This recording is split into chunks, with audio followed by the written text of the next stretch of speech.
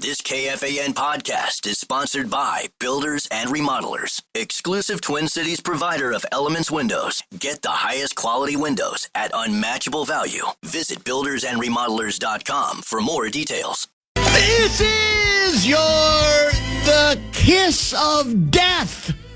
Leader Fan Radio Network. Excuse me? And KFAN. That's KFAN.com.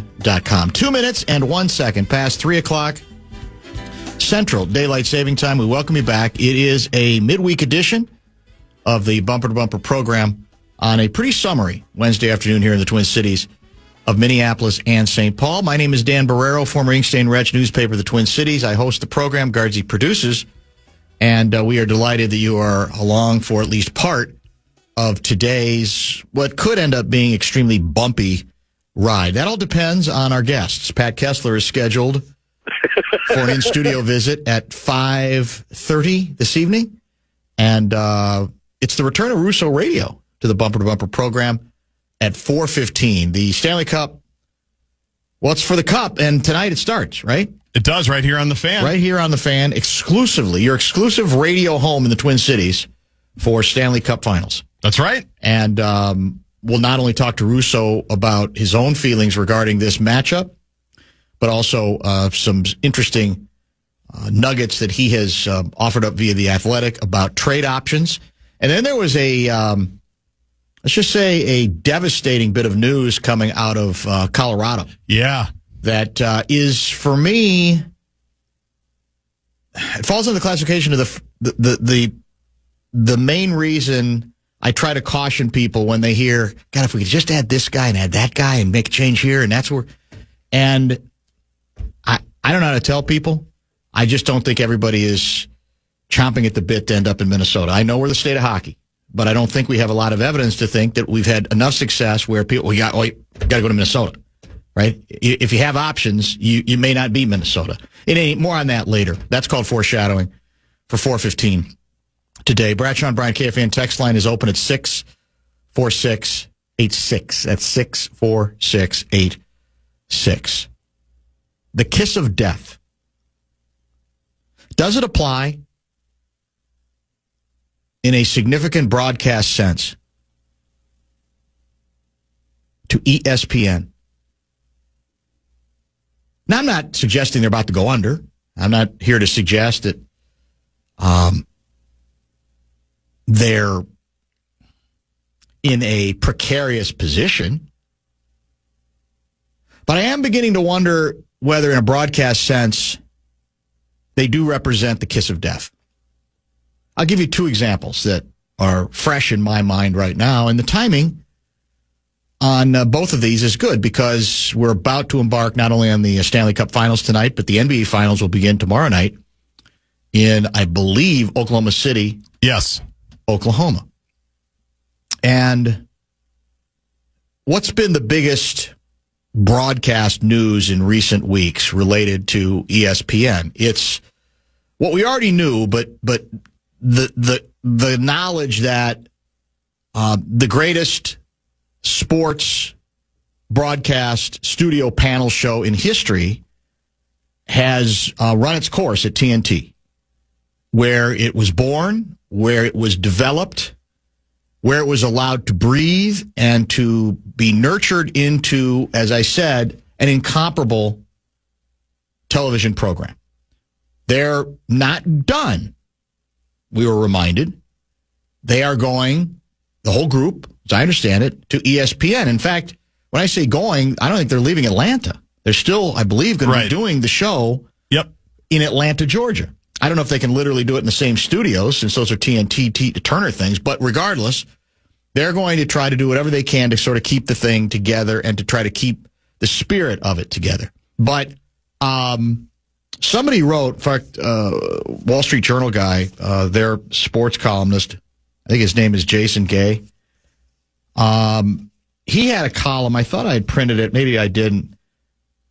Yeah, here it is. Here's the headline. And it's, I think, the question a lot of people have. The best TV show in sports is switching networks. Can ESPN avoid messing it up? I think it's a fair question. I'd like to think that they can't, that the powers that be are smart enough to leave it alone. But you never know. And I think part of the reason the ESPN broadcast credibility right now, at least when it comes to basketball, isn't particularly impressive is, well, pick up your latest edition of The Athletic. Yeah, I read that today. Andrew Marchand, how ESPN messed up its NBA Finals TV trio, now weighs the future of Doris Burke, Richard Jefferson, along with play-by-play guy Mike Breen, right? And it's a well-written piece. And we haven't really talked much about broadcast crews beyond the TNT group for a while. But I got to tell you, I mean, this isn't going out on much of a limb because a lot of people said a long time ago that if you screw around with Jeff Van Gundy and Mark Jackson, you don't even realize what you have. Right. Because that was an entertaining, compelling broadcast. Was it not? It was outstanding. It was tremendous. Yes. And I know it's all, a lot of this is subjective. It's taste. Some people liked Van Gundy more. Some people thought Jackson wasn't doing enough, vice versa. Whatever the case may be. I get all of it's subjective. But I certainly thought that the trio, and that was with Breen as well, correct? It was, yep. That all worked, that they meshed. I don't think this group adds anything to the broadcast. Now, I can separate each of them individually and say they're all professional. Doris Burke is professional. Richard Jefferson is becoming a professional. I think play-by-play guy is one of the best of all time, so I think he's fine regardless. But within this piece, there's even the suggestion that Breen's chemistry with Burke and or Jefferson's not good, that he's talking more than he used to on the broadcast, almost as if he's uncomfortable with whatever they got going and that he's got to fill in the gaps, whatever the case may be. But let's face it, you could say, well, what does it really matter? Shouldn't it be about the basketball or the sport involved, in this case basketball? And the answer is yes, but the answer is no. TV is powerful. The broadcast, if you're going to do a broadcast like they've tried a couple times where you just have the action and all the same cameras, but you literally have nobody saying anything other than you just watch it, then I'd say, yeah, it doesn't really matter who you have on the air. But that's not how it works. And we've all been conditioned to expect and want voices coming our way to help us distill what's going on, to bounce off of whatever is happening in the game. And I think it's about in fact, I think it's so pedestrian, the current finals crew broadcast, or ESPN number one crew broadcast, that people don't even talk about it anymore. That's, to me, the ultimate indictment. I think it's almost like, well, we've written it off. Yeah, they are what they are. They're professional, but there's not really much to say. It's almost like people, I think, have given up on it and just said, well, that's the people they have on the air, so I'm not going to turn the sound down, but I'm not going to expect to get anything extra out of it. And I don't think you do. I honestly don't. I don't think any of the broadcasts I can remember with those three where I go, well, they're building something there. That sounds better. Chemistry's good. They're bouncing off each other. They're playing around with each other. I don't think there's, from Jefferson or Burke, that much insight. I really don't. I think it's a very average at best broadcast. So, and again, refresh my memory. Was the conspiracy theory that that the NBA was nervous about how honest Van Gundy was, and so they put pressure on? That's what got ABC floated around. That got floated. The NBA denied it, I think Adam Silver even denied it at the time. Right. But if it wasn't that, what was ESPN's problem? Do we remember what the problem was? What was their problem? Did they have a problem with Van Gundy? I don't know specifically. Whether he could guarantee how long he was going to be there, because then... Well, that's what they said. That's what they said. But that was stupid because he'd been there for like 17 years. And they followed with Doc Rivers, yes. and he was gone in 3 weeks. Yes, exactly right. Made no sense. That's why it was dumb. There was a lot of cost cutting going on at that time. I think that was part of it. ESPN let a lot of people go in that time. I know Marchand talked a little bit about that. Yeah. So it was in kind of that era for ESPN where they were trying to save some money, and I'm sure Van Gundy was probably expensive. He'd been there for a really long time, right? And he was good at it. Worth every penny.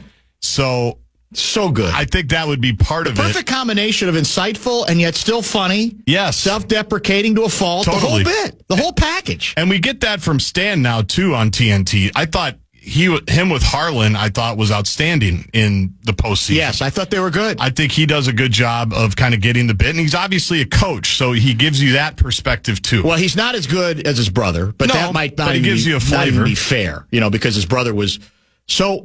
If we connect these two stories, if I said to you, well, how could this same network that has screwed up their NBA Finals TV trio, because I think they definitely have. I agree with Marchand 100%.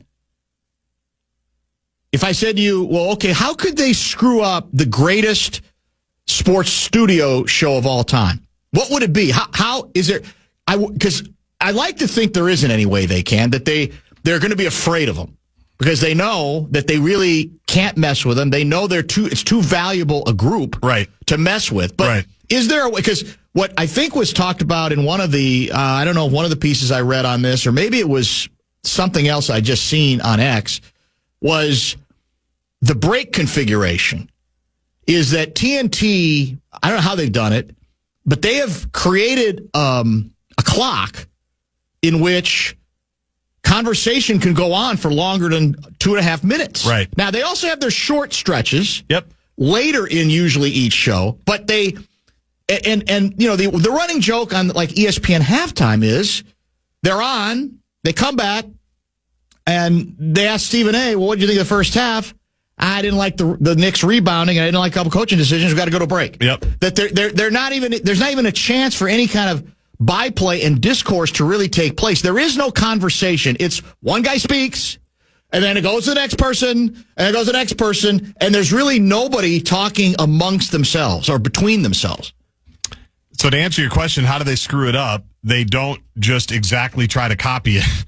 They don't just literally turn the lights on when it's their time and let them go. The other thing I could see them trying to screw up is you don't need to add too much to it. I know, like, it's fine if you want to have Stephen A. come on with those guys. I'm sure he'd be great with those guys. But we don't need more. We don't need too many of your people.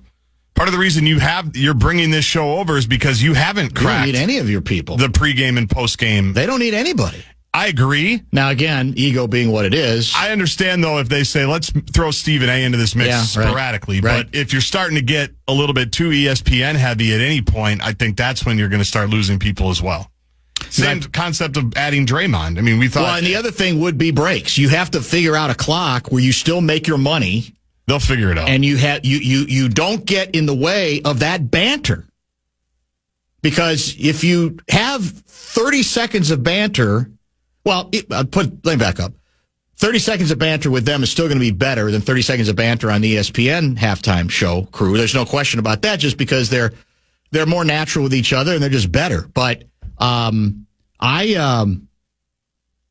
I said, individually I look at the NBA Finals group, the trio, and they're all professional, but I don't look forward to the broadcast. I guess a couple of bangs. Yeah. I look forward to a couple of bangs. Yep. From the main guy, from Mike Breen. From Breen, because he's still good at that. I think he's a great play-by-play voice. There's no question about that. Yep. But I think it's weak. I think it's and I don't have, like, so who do you want to put in there? I don't know. I mean, I don't even necessarily have the answer at this point. Jeff Van Gundy he was the assistant for the Clippers, right? Yes, most recently. So I don't know if he's so locked into that if they somehow begged him to come back, I'm not sure. Can they beg Mark Jackson to come back? Would they? Are they too proud to do that? I have no idea. This broadcast is no longer anything close to what it should be, given it's such a prime product, the NBA Finals. Well, and you're removed enough from it, but this is the wrong city to talk about that crew specifically because we just went through them for the Western Conference Finals, and we're all still traumatized from the Shai Gilgeous-Alexander experience. Yes. And most of the discussion was, I don't know how anyone could see how this guy's a foul merchant. I mean, that's a foul. Yeah, and Minnesota fans, me included, we're not happy with that. We're wearying of it, of all of that. So I think we're the wrong audience right now to talk specifically about that crew, even though I don't think they're very good generally as a threesome. We're all coming off the emotion of having to hear them talk about how great Shai is all the time, and it's not our fault that you can't stop fouling him, basically. Well, yeah, but I mean, there's so much more at stake with this story than just that. I like to think, but I don't want to go back into that argument. Let's get our first pause in. I'm running a little bit late. As I mentioned, Russo Radio 4:15, and Kessler will join in studio at 5.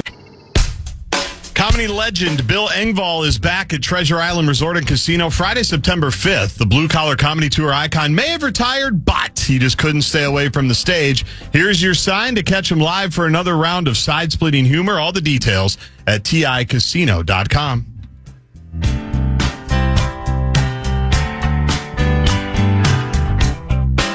Russo in little less than 1 hour. We'll talk trade rumors with him, preview the Stanley Cup Finals, which starts tonight on the Fan, and get some details on the news that I think for a lot of Wild fans, highly coveted Brock Nelson. Yeah, we've been talking about him a long time. That dream died. He is re-signing. I think it's a 3-year deal. Yes, with 7.5 a year. And I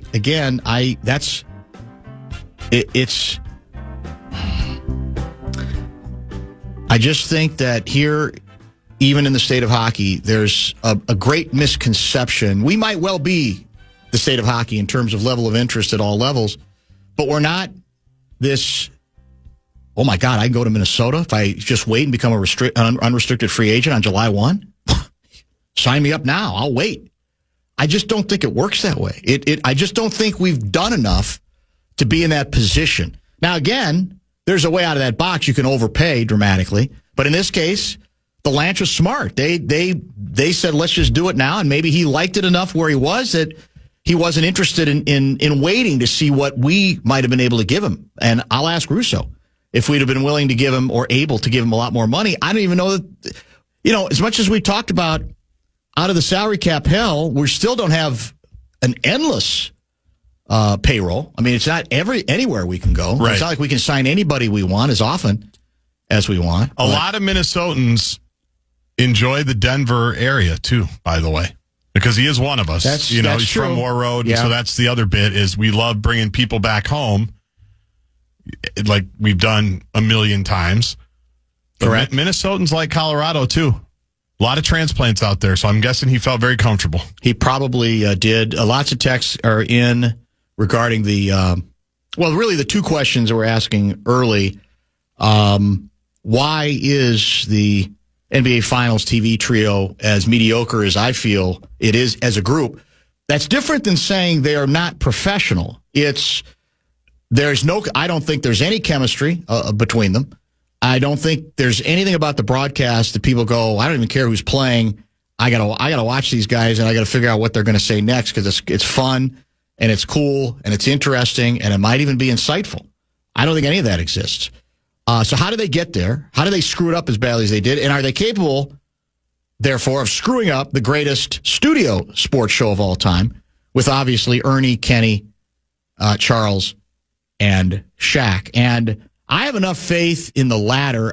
And as I said, I think it's going to be more fear than anything else. They're going to be watched so closely by fans of the show. What would be if you're a Beyonce fan, you're a member of the Bay Hive. Yeah. What do we describe the fierce loyalists to inside the NBA?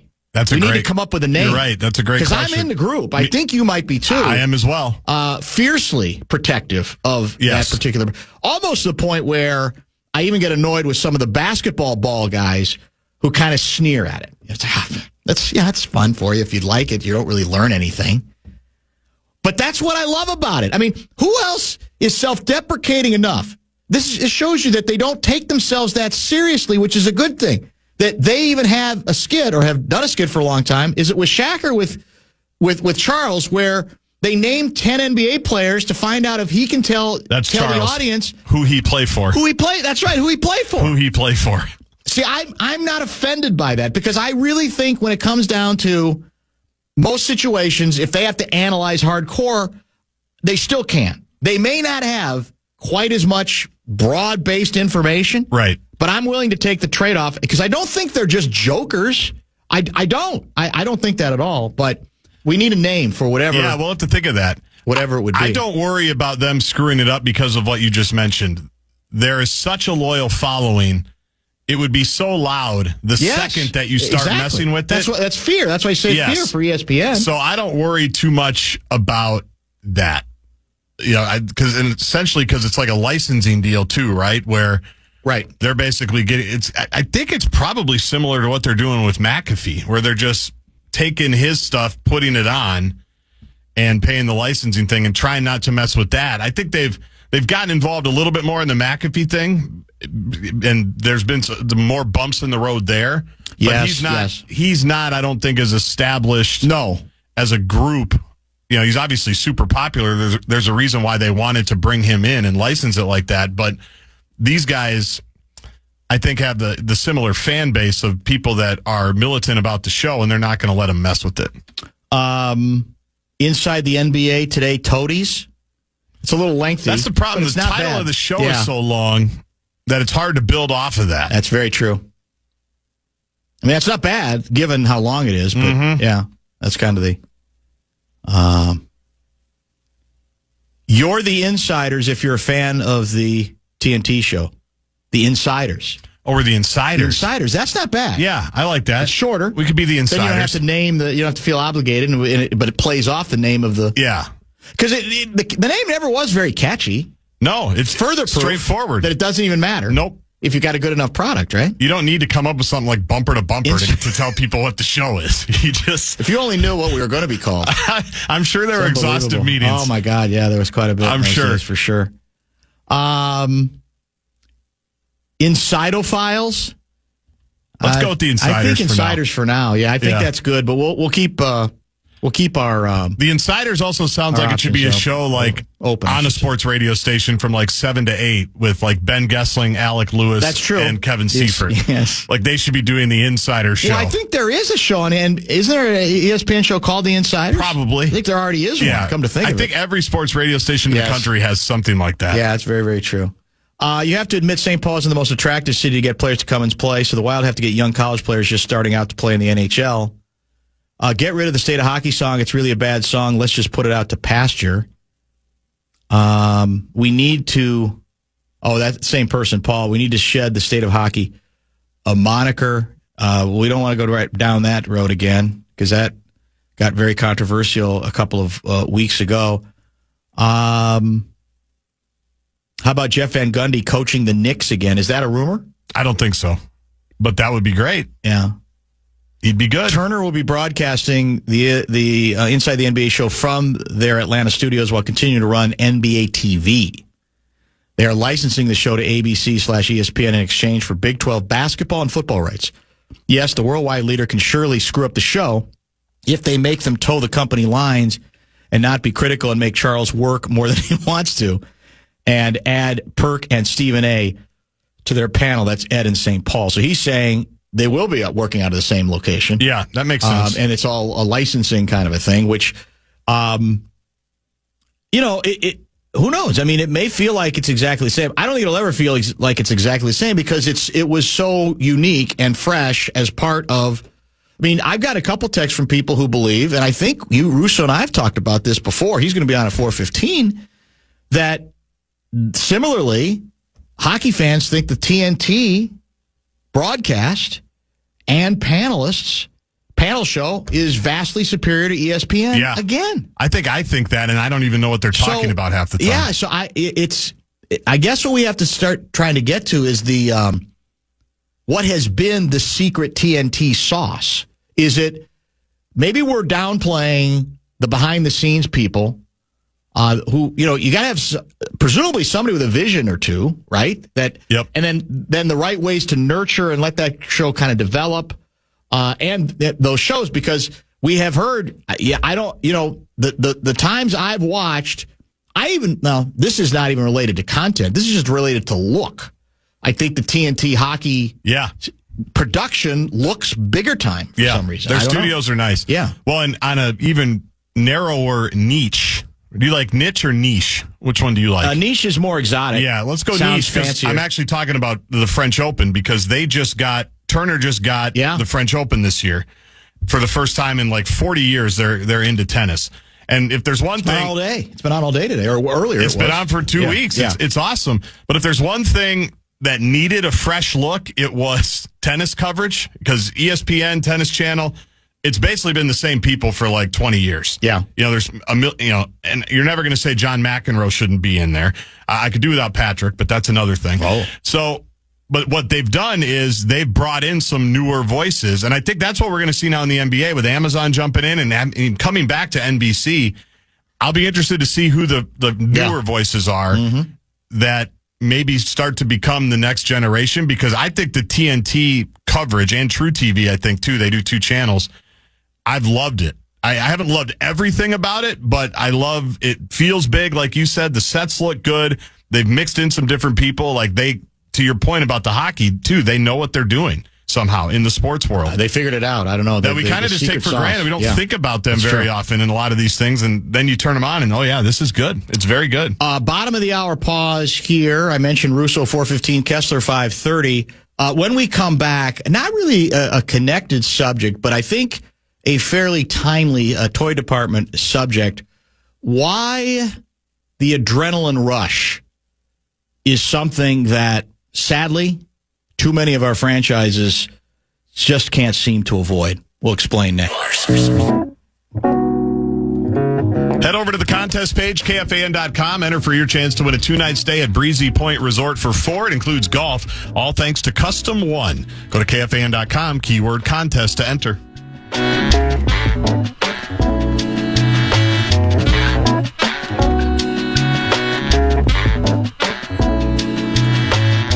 612 guy writes, my only problem with the ESPN coverage criticism is it is being amplified by the same trolls that say Caitlin Clark is overrated and call Mina Kimes a DEI hire. I'm obviously not saying it's above criticism, but there are some that are just against a woman doing any job in sports and want doors out for that. That's true. I'm not going to assume that has to be the only reason. We should be able, just as we do with male announcers and color analysts, critique them, offer opinion on them. So it doesn't have to be the reason, but based on some of the texts that I've already received today, I'd say, yeah, that's sadly part of the story. It's like, I just don't want to hear I don't want to hear a female voice. I think the majority of us would like to think that we're past that, but for some people, I think sadly that might not be the case. The adrenaline rush of, let's find somebody else to coach our team. Not working. Been a good run, but I'm not sure there's much evidence that this individual is nimble enough to make the necessary adjustments to take us to the next level. And I'm not here to tell you that coaches should never be dismissed, but I am here to tell you that the adrenaline rush, that itch is scratched way too often by some of the same franchises that frankly don't go anywhere. And so you'd like to think at some point they'd go, well,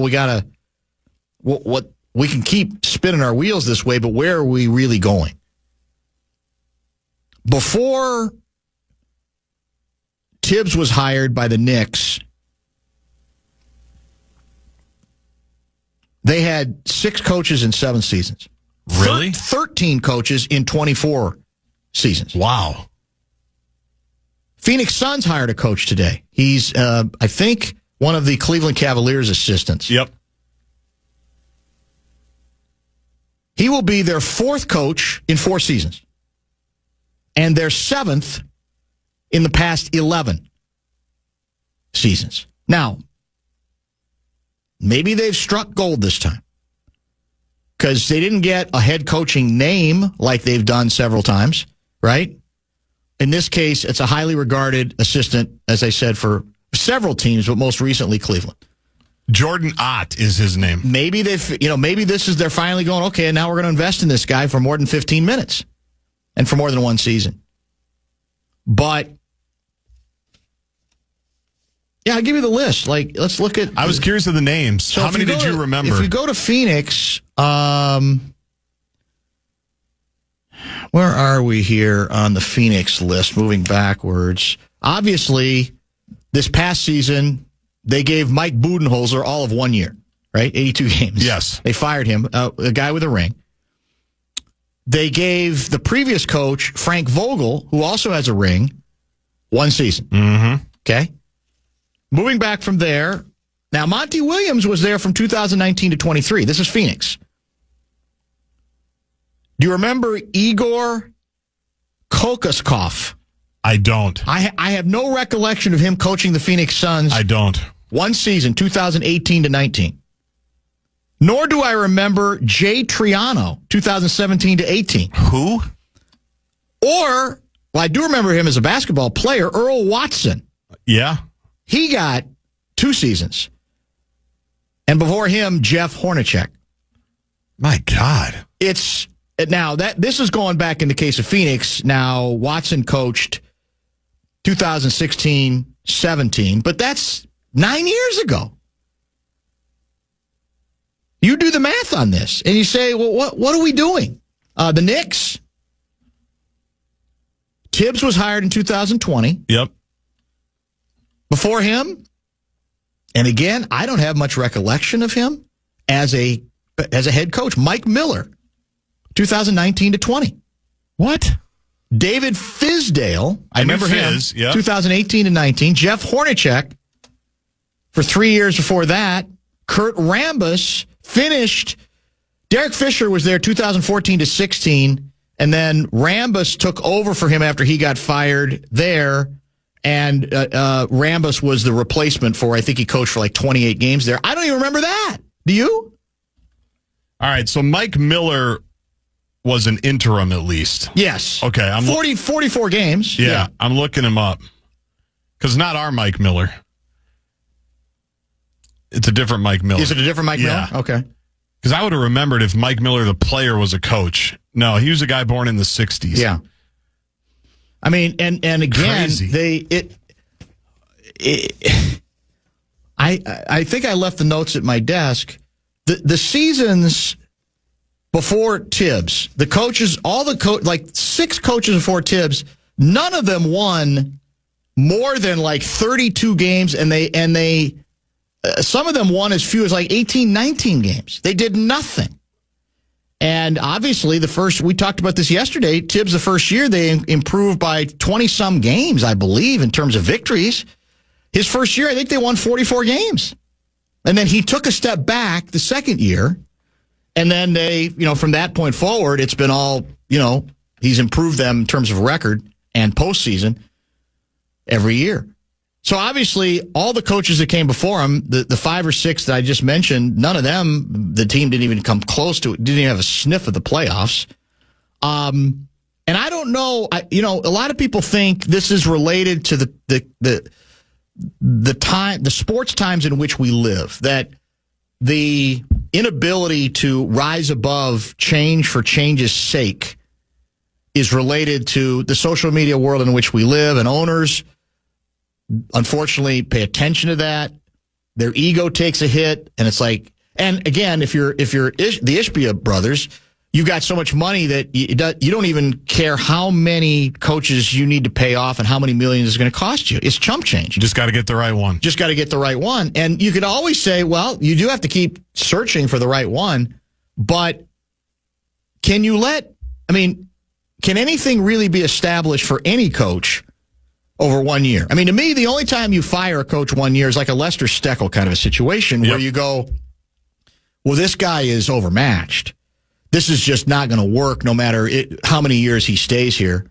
And you can even argue with Steckel that, well, maybe if you give him a chance, maybe he would have figured some things out. But that was, to me, an extreme case. But most of these guys, you're going, what's the point of what you're doing here? And why should anybody believe that you're going to be capable next time of, quote unquote, getting the thing right? What has all that change? What did all that change do for the Knicks? Forever, it did nothing. What did all that change do for the Phoenix Suns? Nothing. Right. So you're back to these things take time.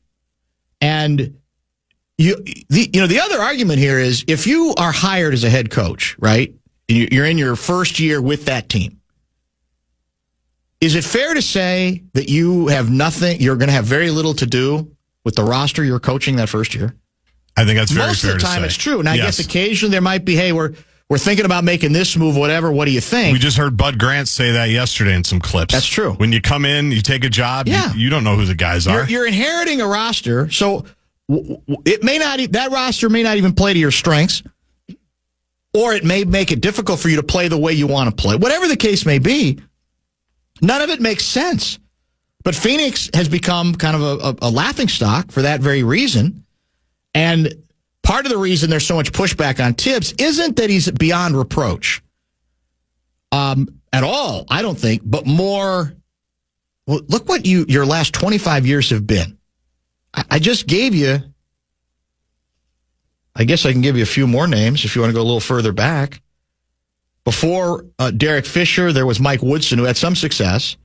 Yep. Although his overall record, not great. Before that, Mike D'Antoni, Isaiah Thomas, Larry Brown was a disaster. That goes back to 2005-06. And then there was the combo platter of Herb Williams and Lenny Wilkins, an all-time great and even a good coach, but kind of past his prime at that point. Basically, post Van Gundy, it was another series of disasters other than Woodson had a brief little run. That's it, other than Tibbs. And I think that's why a lot of people are pushing back and saying, even if you think there are areas where Tibbs needs to get better and you want to put him on double secret probation, that at the very least you give him another year. You cannot, in good conscience, in a year in which, again, if the ball, what was it, game one? Yes. Where the late shot goes straight up and comes straight down the basket to send the game into OT? Yes. And you missed 2 or 3 free throws? I mean, literally, you could say the Knicks might have won that series. Or if Neesmith misses Finals. one of the threes, the heat check threes that he was just chucking up there. This is where I think people rightly lose their minds about what are you doing other than the adrenaline rush? And people whispering to you and saying, well, he doesn't do this, and this guy doesn't like him that much. And it's the only area of concern I would have with Tibbs, and this is why if I'm running the team, I would sit down with him on this issue, is if there's any muttering, allegedly in New York, it's the other players feel left out by Jalen Brunson. That's the story in New York. A lot of people think is the real story. But who can squawk because Brunson's so good at the end of games? But if you're going to have as many scoring players as they have in their lineup, you'd say, well, we got to reconfigure the way we do things offensively just a little bit if we're going to give ourselves the best chance to, quote, go to that next level. That I get, because you could say, well, it's Tibbs' team, right? He's supposed to have the authority.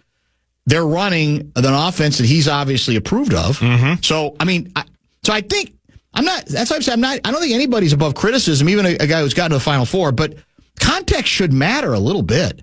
And New York's been even longer than Phoenix, by far, a laughingstock, right? Until he got there. And that was the first measure of respectability that he instilled in them almost from the moment he got in the door. So the moral of the story is you may get it wrong, but if you keep changing coaches that often, there's no reason for fans or anybody else to trust you. And I would say fans, because I think in the front end, fans, they love it because it's like the shiny new toy. It's the easiest thing to do. Has no defects, no weaknesses, right? And you know what the weaknesses are of the coach who's there, and you're kind of tired of them, and you're tired of seeing them and all that kind of stuff. And That's great for the adrenaline rush, but then you're still left with, wait a minute.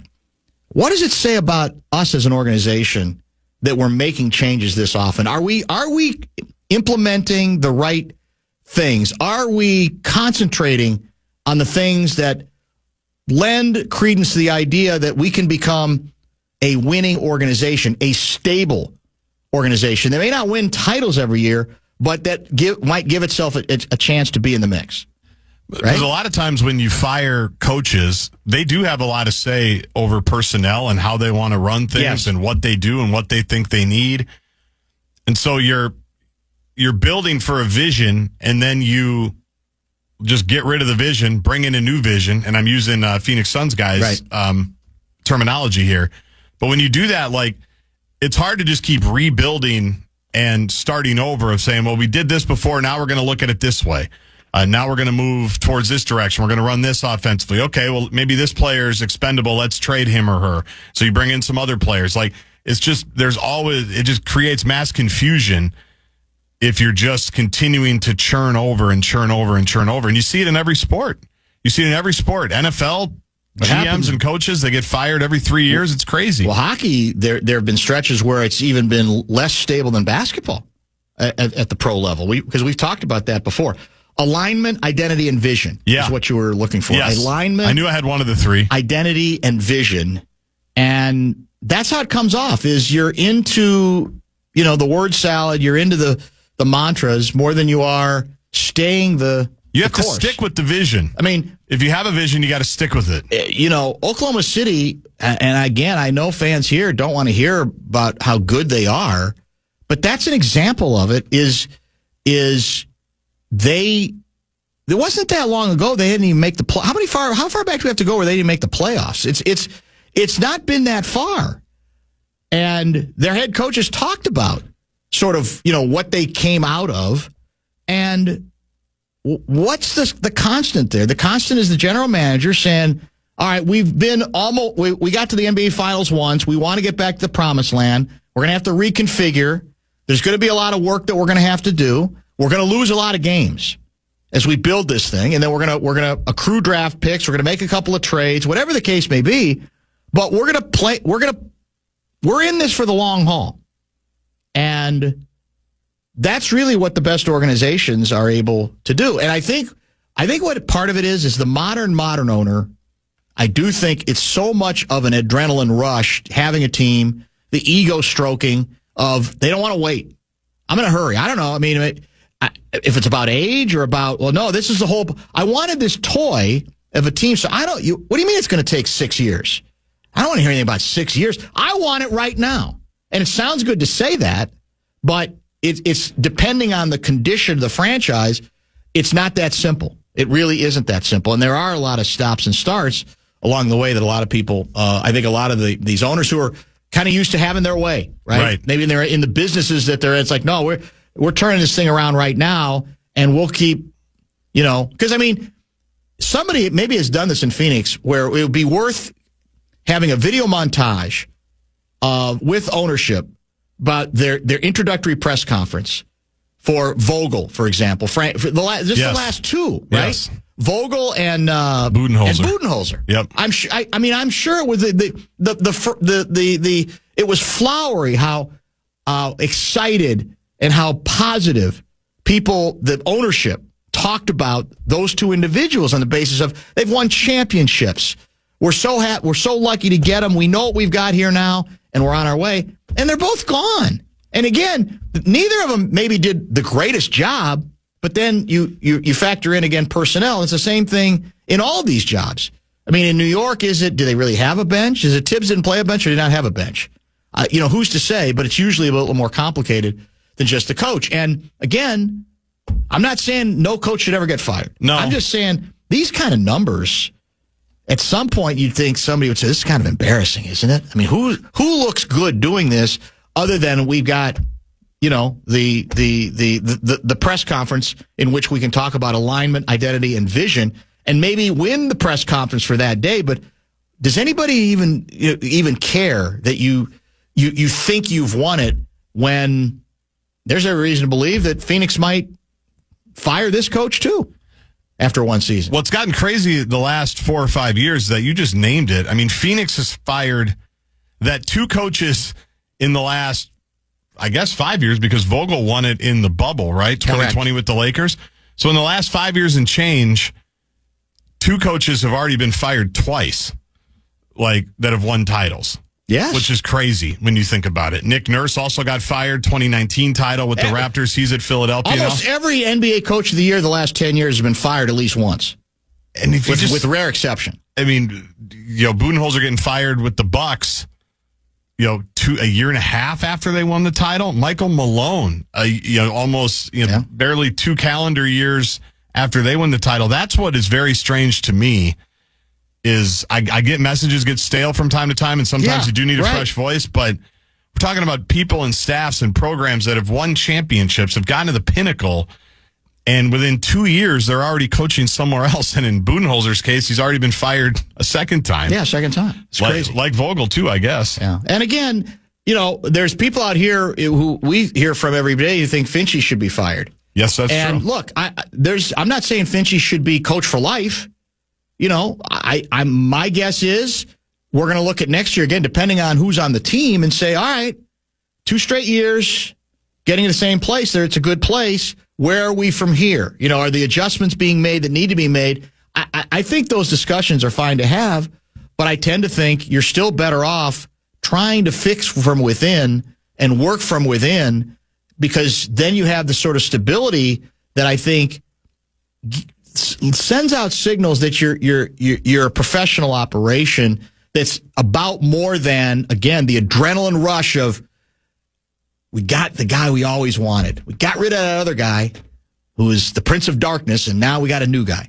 It's too easy, and the organizations that do it over and over again, I mean, they very, very rarely succeed for any length of time.